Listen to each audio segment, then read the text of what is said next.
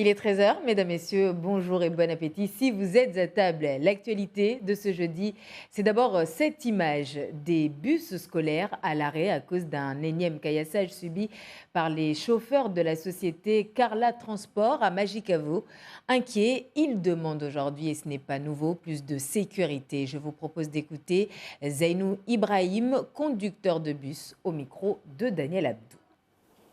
On se fait caillasser et hier, il y a un de nos camarades qui s'est fait caillasser à Magicavo. Heureusement, il n'a pas été blessé, mais il y a une des jeunes qui était dans le bus et qui a eu des coups jusqu'à ce que les pompiers sont venus le chercher. Le bus, il était en arrêt, c'est-à-dire les jeunes ils sont venus de l'extérieur et ils ont lancé les cailloux. Et c'est là où l'incident s'est produit. Les karatékas de Mayotte, de retour de New York, ont été accueillis ce matin avec les honneurs à leur descente d'avion. En effet, à l'Open International de New York, les Mahorais se sont démarqués en rapportant 5 médailles d'or, 5 d'argent et 3 de bronze. De quoi être plus que fier pour une première participation. Écoutons ces quelques réactions avant réception au conseil départemental au micro de Chafi Oumed. Moi j'ai réussi à gagner la médaille d'or après 2 combats. Le premier contre un New-Yorkais et le deuxième était contre un Mahorais de mon équipe. On a constaté quand on était à l'hôtel par rapport à la salle de sport qu'il y avait beaucoup d'équipements dont on aurait besoin et qui pourraient beaucoup augmenter nos compétences. Nos jeunes, en tout cas, ont porté haut les couleurs parce que pour une première année internationale, ils ont honoré notre île. Surtout, moi je dirais le gros travail en tout cas a été en amont par rapport aux mamans, que je remercie beaucoup, au département qui nous ont aidés à faire ce voyage. On est super contents, tous les parents sont contents parce qu'ils ont beaucoup travaillé et aussi merci à Maître Clément. Voilà, donc on est beaucoup satisfait d'eux, comme quoi il y a quand même au niveau de Mayotte, on va dire des enfants qui ont beaucoup de capacités. Et ça, il faut faire continuer à progresser tous ces enfants. Et oui, nous sommes fiers de nos jeunes. Dans le reste de l'actualité, à noter également cette conférence des financeurs à l'hémicycle Younoussa Bamana. C'était lundi matin. Conférence qui a réuni les porteurs de projets autour des personnes âgées. Une première à Mayotte. Écoutons à ce propos le 4e vice-président de la collectivité en charge du social, Issa Abdou, au micro de Bibi Maria Malidi et Daniel Abdou.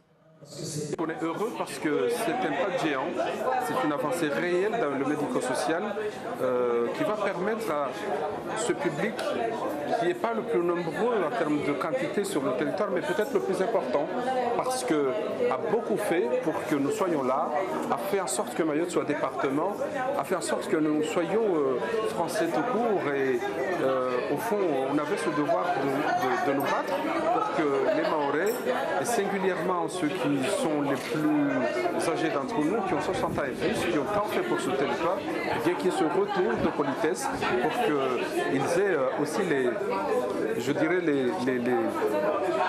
résultats de leur combat. Les suites maintenant de l'enquête liée au crash du 737 MAX 8 de la Ethiopian Airlines.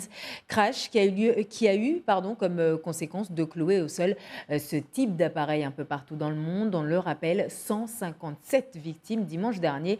Les professionnels de l'aviation ainsi que les familles des victimes attendent de savoir ce que contiennent les boîtes noires. Et c'est à la France qu'elles ont été confiées. Muriel Rosselin.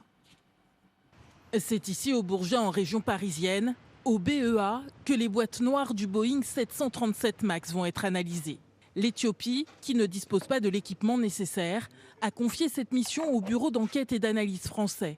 De l'enquête sur le crash du Concorde à celui du Rio-Paris, le BEA est considéré comme l'une des références mondiales. Le BEA est saisi et donc permettra de déterminer, peut-être avec la récupération des boîtes noires, les conditions dans lesquelles ce crash est intervenu, les causes, etc. Aux États-Unis, des dizaines de Boeing 737 MAX sont désormais cloués au sol. Sous la pression, Donald Trump s'est résolu hier soir à interdire en urgence tous les vols dans son pays, provoquant une désorganisation dans les aéroports. Évidemment, je veux rentrer chez moi ce soir, mais il va falloir qu'on reste une autre nuit. Le Boeing 737 MAX est banni aujourd'hui de la plupart des aéroports de la planète. Officiellement ouvert le 15 janvier dernier, le grand débat national se déroule jusqu'à demain, 15 mars, mais la participation en ligne est possible jusqu'au 18 mars en tapant granddébat-toutattaché.fr. Mardi soir, c'est à la rue Oudinot à Paris que se sont rassemblées les associations ultramarines à l'appel du CREFOM, le comité représentatif des Français d'outre-mer qui a par ailleurs regretté l'absence d'Annick Girardin. Henri Elie, Leila Zelouma. 4 heures de questions-réponses autour des thèmes habituels des ultramarins, exemple la continuité territoriale, le retour des bumidomiens et autres congés bonifiés, mais 4 heures de débat avec une absence remarquée et regrettée, celle de la ministre des Outre-mer. On n'en a rien à foutre de nous aujourd'hui, parce que l'instance politique qui devrait être là pour nous écouter n'est pas là, on discute entre nous.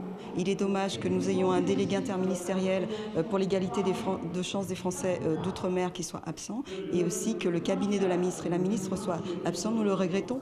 Et pourtant que la liste des inquiétudes, des questions et griefs fut longue en cette soirée au cœur du ministère.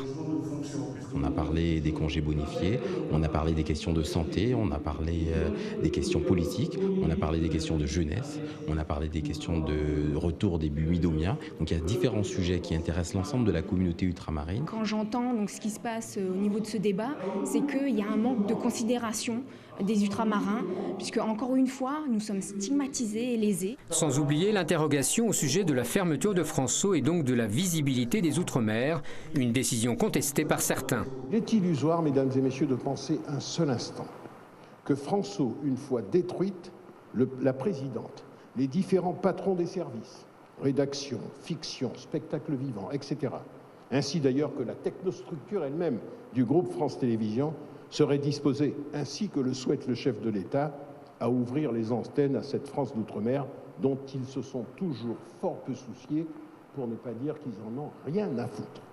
À l'issue de ce débat, un document devrait être finalisé et adressé à la ministre des Outre-mer, mais également au Premier ministre et au Président de la République. Maintenant, l'interprétation.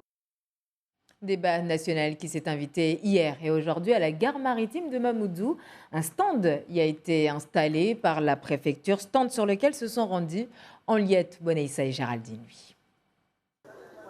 Aller plus près de la population dans le cadre du grand débat national, c'est la volonté du président de la République et c'est aussi l'objectif recherché en installant ce stand mobile à la gare maritime pour attirer de nombreux Mahorais dans le débat. C'est un lieu qui effectivement est un lieu où beaucoup de gens passent et comme on veut effectivement toucher le maximum de personnes dans le cadre de ce grand débat, effectivement on a choisi cette gare maritime, mais comme dans tout le territoire national, il y a aussi des grands débats qui se font dans les gares ferroviaires et dans les bureaux de poste. Donc voilà, on a choisi nous la gare maritime de Mamoudzou qui est une spécificité mahoraise. Des animatrices expliquent aux gens ce qu'il faut faire et comment faire. Pour donner notre avis sur les impôts ou les dépenses territoriales. Donc c'est intéressant de cocher et puis de valider. Si on est concerné comme nous sommes des citoyens, donc on est tous concernés de ce débat. On peut contribuer aussi parce que c'est pas pour rien si le gouvernement a souhaité nous impliquer, nous les citoyens. Donc, nous sommes au courant que nous avons des choses à dire dans ce débat-là. C'est pour cela que je vais confirmer que nous sommes concernés de ce débat. Les questions sont-elles si pertinentes qu'elles touchent tous les problèmes que veulent poser les Mahorais? D'après moi, oui. À vue d'œil, vite fait. Je trouve que ça concerne vraiment ce que l'on peut penser des impôts. Comment réagissent les gens abordés? Oui, ça va. Il y en a beaucoup qui participent? Oui, il y en a beaucoup même.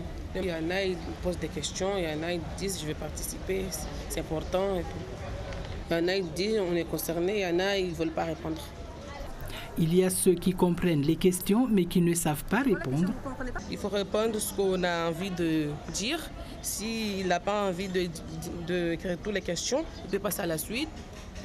Il peut répondre juste 2 questions ou même 3. Voilà. Mais il n'est pas obligé de tout répondre. L'enjeu, c'est que les Mahorais puissent s'exprimer, que ce soit sur papier ou sur Internet. Toutes ces données sont effectivement c'est des questionnaires, c'est des participations qui sont soit faites ici sur le stand mobile, donc par des questionnaires papier, soit qui peuvent être faites au niveau d'Internet, puisqu'il y a le site du granddébat.fr sur lequel l'ensemble des Mahorais, l'ensemble des Français peuvent tout simplement se connecter et renseigner et expliquer et donner leur opinion sur l'ensemble des questions, voire des contributions libres qui peuvent être faites sur ce site.